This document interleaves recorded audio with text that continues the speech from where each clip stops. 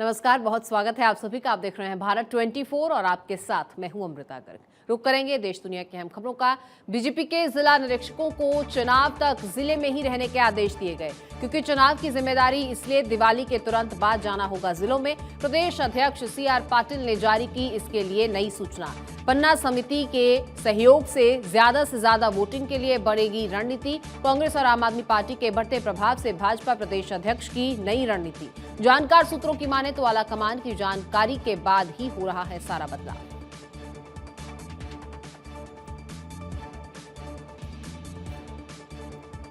ज्योतिरादित्य सिंधिया को मिल रही तवज्जो का दूसरा पहलू। पीएम के साथ उज्जैन से दिल्ली जाने की हुई थी खूब चर्चा। अमित शाह ने भी जय विलास पैलेस में बिताया 1.5 घंटे से ज्यादा का वक्त। दरअसल गुजरात चुनाव से है सिंधिया का कनेक्शन। वडोदरा का पूर्व राजघराना है सिंधिया का ससुराल पक्ष, और वडोदरा के पूर्व राजघराने की राजमाता है शुभांगिनी गायकवाड़ 2014 में बनी थी प्रधानमंत्री मोदी की प्रस्तावक, और गुजरात की 18 विधानसभा सीटों को प्रभावित करता है ये पूर्व राजघराना। चूंकि शाह के ग्वालियर दौरे की अगवानी की थी पूर्व राजघराने की बिटिया ने, तो पूर्व राजघराने की बिटिया यानी सिंधिया की पत्नी ने की थी अगवानी, और अब भाजपा गुजरात चुनावों में भुनाना चाहती है मौका। सिंधिया के जरिए गुजरात की 18 विधानसभा सीटों को साधना चाहती है बीजेपी।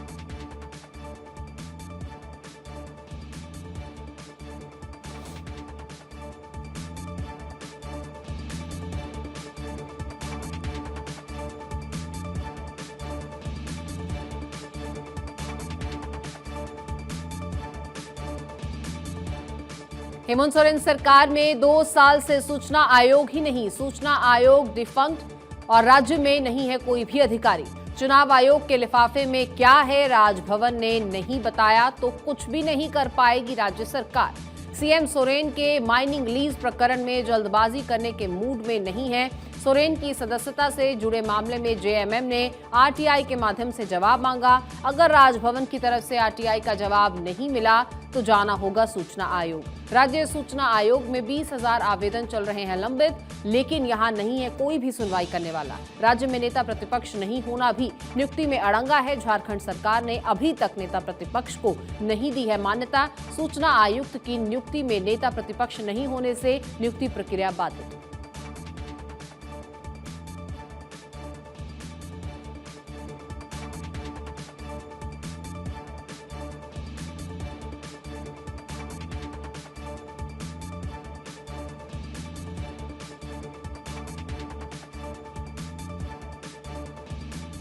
आईएएस समीर विश्नोई पर पहली बार नहीं लगे हैं गबन के आरोप। ईडी की गिरफ्त में फंसे विश्नोई का गबन के आरोपों से पुराना नाता है। कोंडा गांव कलेक्टर रहते लगा था विश्नोई पर गबन का आरोप। उसके बाद समीर विश्नोई का हो गया था तबादला। 2 सितंबर 16 अक्टूबर 2016 से तक ये केवल 1.5 माह रहे थे कोंडा गांव कलेक्टर, और इस दौरान स्कूलों की मरम्मत के लिए आहरित की थी 5 करोड़ की राशि। आरोप था कि नए बने स्कूलों की मरम्मत के नाम पर निकला था धन, बिना कोई मरम्मत किए ही निकाली गई थी 5 करोड़ की राशि। तत्कालीन जिला पंचायत सीईओ नुपुर राशि पन्ना ने की थी जांच, तब उनकी जांच को गलत बताते हुए उनका भी कर दिया गया था तबादला। हालांकि अभी भी चल रही है जांच और अपर कलेक्टर मंडावी कर रहे हैं जांच।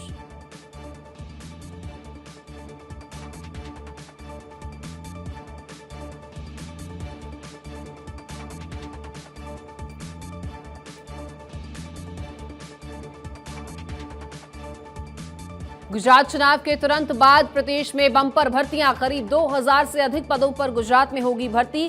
सचिवालय और वन रक्षा विभाग में खुलेंगी नौकरियां। क्लर्क और क्लास 3 के पदों पर होंगी ये भर्तियां। नवंबर में इन भर्तियों के लिए भरे जा सकते हैं आवेदन। सेमी गवर्नमेंट कंपनीज भी नई भर्तियां करेंगी। इंजीनियरिंग और आईटी के लोगों के लिए होंगी 1000 पोस्ट। सभी भर्ती से जुड़े एग्जाम हो सकते हैं ऑनलाइन। फीस भरने के लिए यूपीआई का इस्तेमाल कर सकेंगे उम्मीदवार।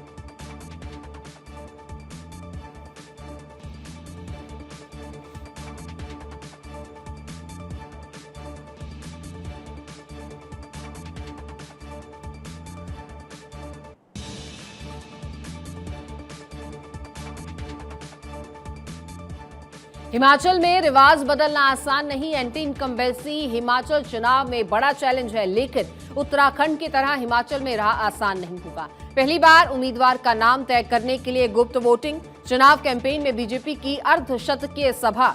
हालांकि कांग्रेस के पास कोई बड़ा चेहरा नहीं, राजनीतिक और प्रशासनिक असंतुष्टि आ रही है सामने। मुख्यमंत्री के गृह जिले में 3 निर्दलीय के नामांकन हैं। वंशवाद के आरोपों को लेकर भी घिरे हैं प्रदेश के नेता, तो वहीं कांग्रेस में खल रही है वीरभद्र सिंह की कमी।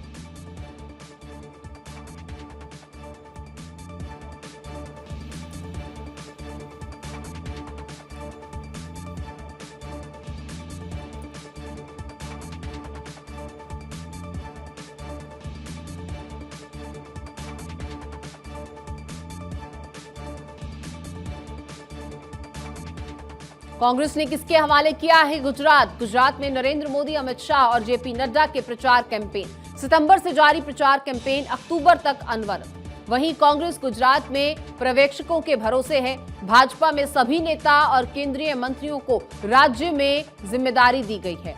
कांग्रेस के अधिकांश नेता भारत जोड़ो या देव दर्शन यात्रा पर है।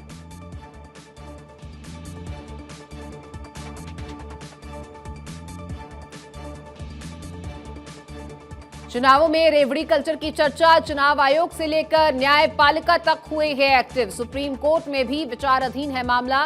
चुनाव आयोग ने भी राजनीतिक पार्टियों से मांगा है हिसाब।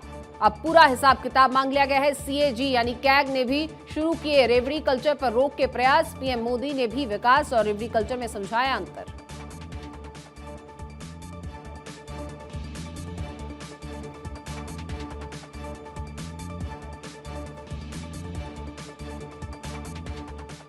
प्रदेश के लिए बांग्लादेशी विमान बना मुसीबत। रायपुर के विवेकानंद एयरपोर्ट पर पिछले 7 वर्ष से खड़ा विमान बना मुसीबत। एयरपोर्ट पर पार्किंग में खड़े विमान का शुल्क पहुंचा 2 करोड़ 30 लाख तक। पार्किंग शुल्क चुकाने में असमर्थ है विमान कंपनी। दिवालिया हो चुकी बांग्लादेशी विमानन कंपनी यूनाइटेड एयरवेज का है ये विमान। पहले कंपनी ने किया था वादा कि विमान को बेचकर चुकाएगी पार्किंग शुल्क, परंतु बार बार पत्र लिखने के बाद भी न विमान हटा न ही चुकाया गया पार्किंग शुल्क। बांग्लादेश की विमान कंपनी से परेशान हो रहा है रायपुर का एयरपोर्ट प्रबंधन। अब जल्द कार्रवाई करने की तैयारी कर रहा है रायपुर एयरपोर्ट प्रबंधन।